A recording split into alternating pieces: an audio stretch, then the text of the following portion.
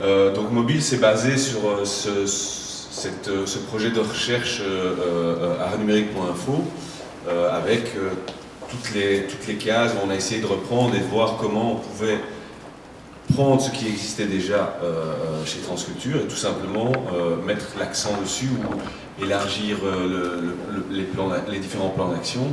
Mais tout ça existe déjà chez Transculture. Donc on a essayé juste de dire, puisque ça existe déjà, pourquoi pas en faire une mallette, justement, la mobile case, et pouvoir mettre ça dedans et pouvoir le présenter facilement. C'était juste une façon aussi de pouvoir présenter les choses facilement, de pouvoir optimiser ce qui existait déjà. Donc moi je vais passer très vite, parce que même si on connaît le projet est tellement... Oui, mais tout le monde ne le connaît pas. Voilà, et puis le projet est tellement grand que des fois on se dit il y aurait peut-être des outils qui sont utiles pour vous. Donc, artnumérique.info, c'était mon laboratoire de veille, c'était mon laboratoire quand je faisais la recherche, donc c'est vraiment le grand bazar de l'info. J'ai essayé quand même de le rendre friendly à l'accueil. Donc, rien qu'à l'accueil, en fait, on a une dizaine ou une quinzaine de flux, et on peut s'arrêter là. En fait, il y a au début la Daily Watch, donc qui est une veille journalière que je fais toujours, qui vous donne des infos sur tout un milieu artnumérique de facto mondial. Et il y a à peu près entre 10 et 15 infos qui apparaissent par jour. Et là, c'est semi-automatisé. Donc, c'est pas simplement une veille automatique qui reprend des flux. C'est-à-dire, je suis aussi derrière en train de sélectionner. Donc, vous avez Mix, Last Call One de l'agrégateur. Donc, c'est l'agrégateur qui reprend tous les appels à projets qu'il y a dans le monde. Et vous en avez une vingtaine ici qui sont proposés. Vous avez le blog, vous avez des news, des structures et des festivals, des magazines, de quelques networks. Bref, vous avez un peu une overview de tout ce qui est à l'intérieur du portail. Et puis, si vous ne voulez pas y rentrer dedans, tout simplement regardez comme ça. Il y a moyen de le faire par là. Vous avez tous les réseaux sociaux qui sont accessibles ici. Il y en a quelques-uns qui vous permettent de retrouver les infos sur votre réseau social préféré. Voilà, et donc ici on passe, vous avez la Daily Watch qui est sous forme de blog que vous pouvez retrouver ici, mais que vous pouvez retrouver aussi sur Scoopit, qui est un réseau social de veille qui est assez intéressant parce que vous pouvez vous abonner au flux, et puis la présentation est comme ça, elle est assez facile et agréable, et puis vous avez surtout les filtres. C'est-à-dire que ça vous permet de filtrer toute l'info que je... Donc là, il y a déjà à peu près 3-4 000 posts, et ça continue tous les jours. Donc évidemment, pour filtrer ça, vous avez toute une série de filtres ici que j'ai mis en place, et qui sont assez intéressants, qui vous permettent de retrouver des galeries aussi bien que de l'innovation, la littérature, les magazines, les différents réseaux. Donc voilà, ça vous permet de filtrer toute cette info qui, évidemment, sans ça, ne peut pas être filtrée. Vous avez la veille spécifique sur les appels à projets. Et là, j'ai mis en place un vieil agrégateur PHP, mais qui marche toujours très très bien. Et donc là, vous avez tous les jours des appels à projets. Et vous voyez, il y en a vraiment pas mal. Vous pouvez aller voir les sources. Donc Call 1, c'est vraiment des appels à projets qui sont vraiment plus centrés sur les arts numériques, multimédia. Et là, vous avez toute une série de sources ici qui sont mises à jour. Moi, je check tous les jours pour voir si tout ça fonctionne. Et vous pouvez évidemment juste avoir une source. Vous pouvez prendre toutes les sources. Vous pouvez, voilà. Donc là, vous avez par exemple les appels à projets de Art Web Actu. Mais vous avez aussi des catégories, vous pouvez prendre les catégories Call 1, Call 2 avec la vidéo. Donc ça reste, c'est-à-dire que quand on télécharge ça, ou quand on télécharge ce qu'on appelle la barre Google, la Google Bar ici, ça sera sous forme de Google Bar dans la finalité. Là, vous avez une Google Bar, vous tapez résidence et vous aurez toutes les résidences qui vont sortir. C'est-à-dire que vous ne serez plus obligé d'aller sur le portail pouvez télécharger la Google Bar chez vous, et ça c'était un peu le but du projet, c'est de ne pas rajouter un portail à tous les portails qui existent déjà, c'est un peu ridicule, c'est donner un outil où on le télécharge sur son ordinateur, et à partir de son ordinateur, sans aller nulle part, on peut taper des recherches ou être averti par flux RSS de tout ce qui se passe partout dans le monde.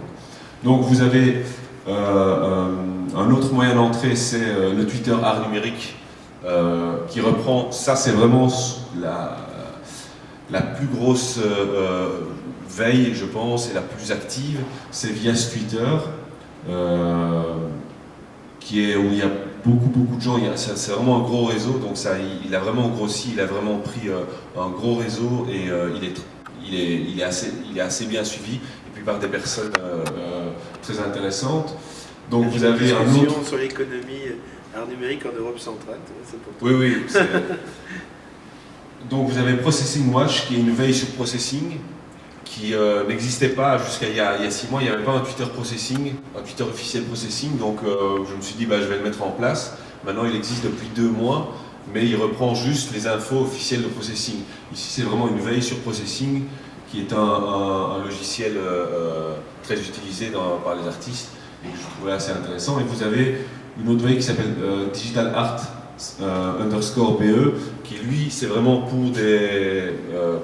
pour la Belgique. Donc il y a évidemment beaucoup moins de tweetos qui le suivent, mais il est suivi. Voilà. Vous avez des journaux, tous les jours vous avez des journaux qui paraissent, dont celui-là qui est Art Numérique. Donc ça c'est le journal du Twitter, c'est un journal qui est fait automatiquement et qui reprend les meilleures infos publiées par le réseau.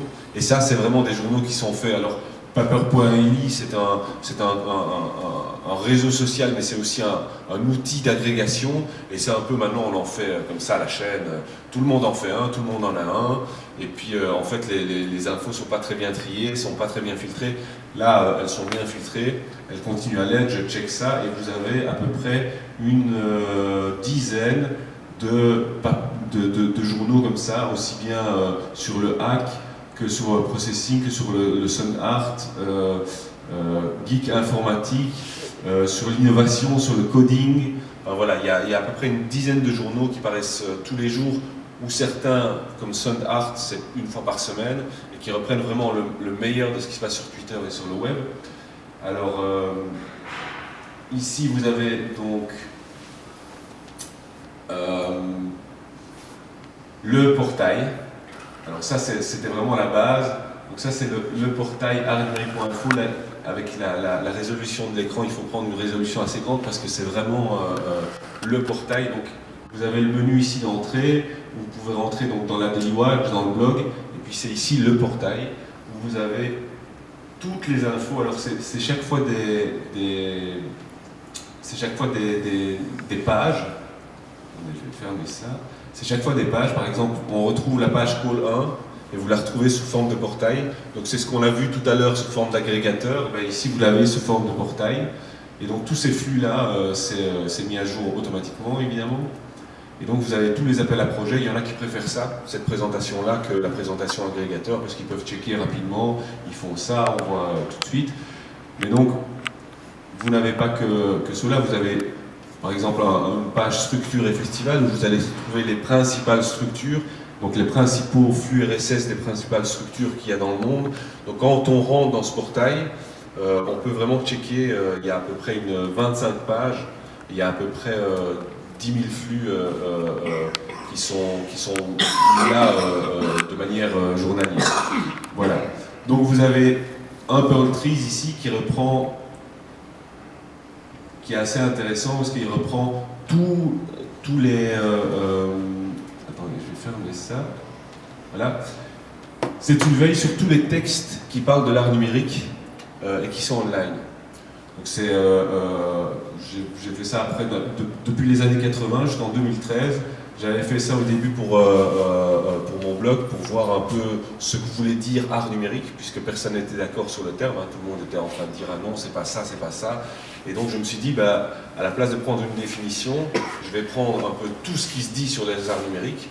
Et quand on a tout ce qui se dit sur les arts numériques, on obtient on circonscrit quelque chose. Alors pourquoi art numérique? Mais parce que, évidemment, en anglais, c'est media art, digital art.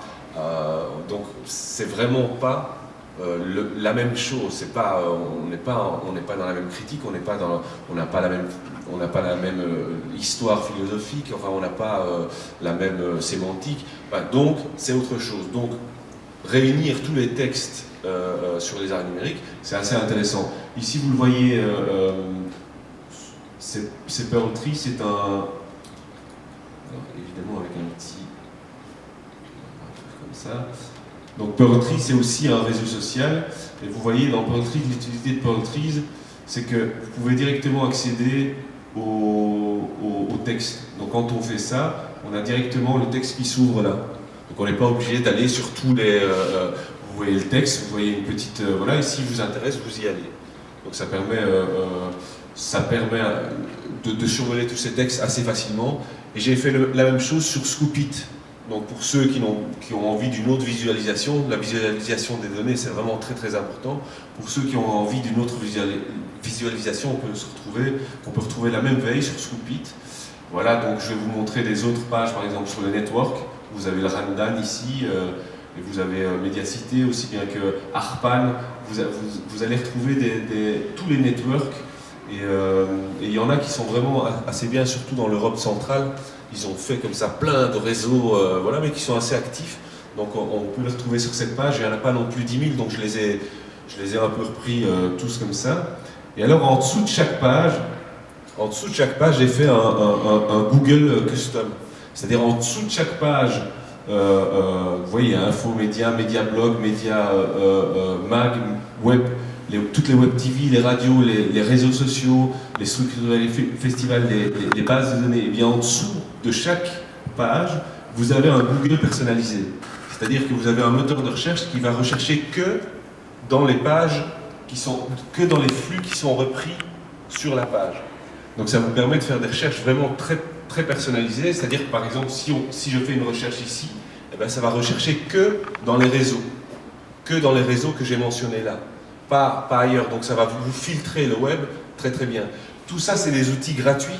C'était tout simplement pour montrer qu'avec presque très très peu de budget, il y a moyen... Forcément, parce que c'est nous qui l'aidons, donc c'est très peu de budget. Oui, c'était Transculture et Digital Arty, oui, et aussi la Fédération Wallonie-Bruxelles, puisque tout ça, c'était à la base un projet artistique. Donc voilà, avec très peu de moyens, on peut donner des outils pour des outils de veille, des outils intéressants, et puis ça profite aussi aux structures et à la circulation de l'information. Je pense que j'ai presque terminé. C'est important ce que tu dis ça, parce que d'ailleurs je te remercie, parce que la démarche de Jacques, justement, il pourrait dire, moi je suis artiste, je suis concepteur multimédia, je suis community manager, je vais facturer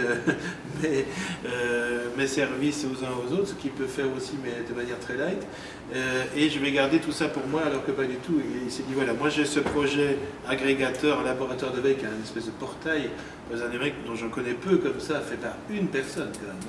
Une personne, lui. Mais c'est pour ça qu'il 2 ans. Ça devait durer un mois, ça a duré 2 ans. Donc, quand même, je tiens à te rendre hommage à ce niveau-là, un travail incroyable. Et en plus, tu le mets au service des artistes qui peuvent en effet trouver, chez vous, Cédric, ça va t'intéresser, tu vas voir résidence d'artistes, boum, tu as toutes les résidences du jour, en art numérique dans le monde, c'est quand même pas mal. Et pareil, si tu veux savoir quel est le dernier truc du logiciel processing, tu vas voir là-dessus, etc. Donc ça, je pense que c'est des moyens, justement, fédérateurs, agrégateurs, qui ne sont pas naïfs pour autant, parce que ce sont des moyens aussi qui sont en lien avec de la recherche d'argent, etc., mais qui ont en tout cas un esprit très community, justement, qui est propre à un certain web participatif. Et je pense que c'est intéressant qu'il y ait aussi des choses comme ça, moi je connais des sociétés, et toi aussi, soi-disant multimédia, qui font beaucoup moins bien que ça, et pour des centaines de milliers d'euros qui facturent. Le problème de ces sociétés-là, c'est qu'elles veulent... Enfin, moi j'ai été contacté évidemment lors des 2 années, et donc en fait le problème c'est qu'elles veulent fermer les infos. Donc les prendre, ne pas les partager et puis faire payer. Or ce modèle-là il y a moyen de faire de l'argent avec ça. Mais pas dans ce sens-là, pas avec une ancienne économie. Évidemment, maintenant, ça rejoint l'open source. Et puis, est-ce que quand on produit quelque chose, ça appartient à l'humanité ou est-ce que ça appartient d'abord et avant tout au créateur et après à l'humanité? On peut faire de l'argent, même dans une logique économique, avec quelque chose où on dit ça appartient à l'humanité. Ça n'empêche pas que le créateur puisse en avoir un retour financier. Mais c'est une autre manière de faire.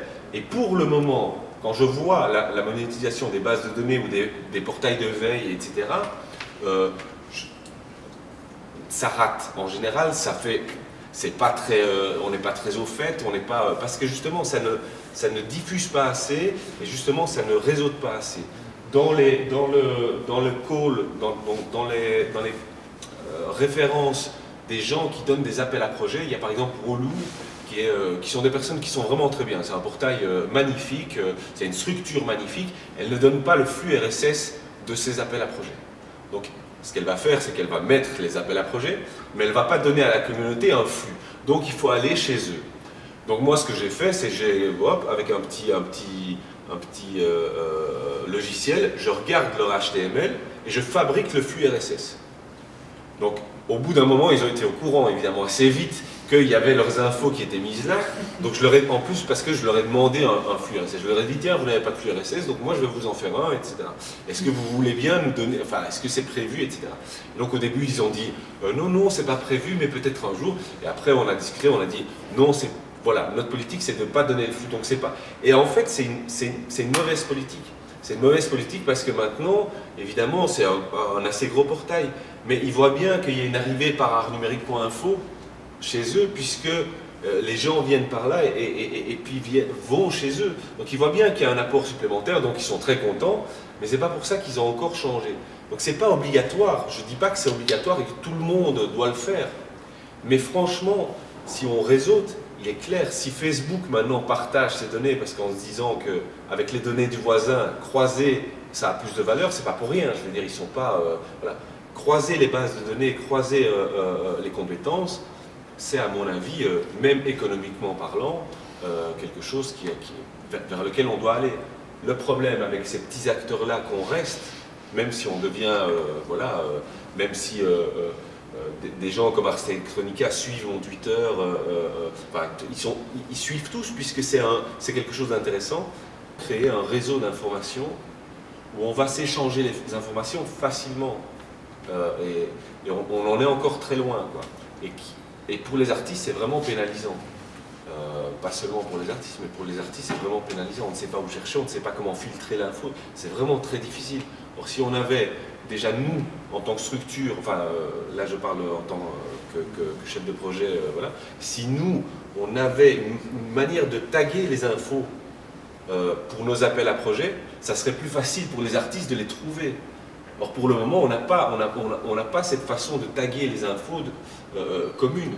Or, et là, je parle au niveau du RAN, on en a parlé, voilà. Si déjà au niveau du RAN, où il y a une cinquantaine d'acteurs, on se disait, bon, maintenant, quand on fait un appel à projet, on le tag de manière, on crée une ontologie et on essaie d'uniformiser le tagage d'informations.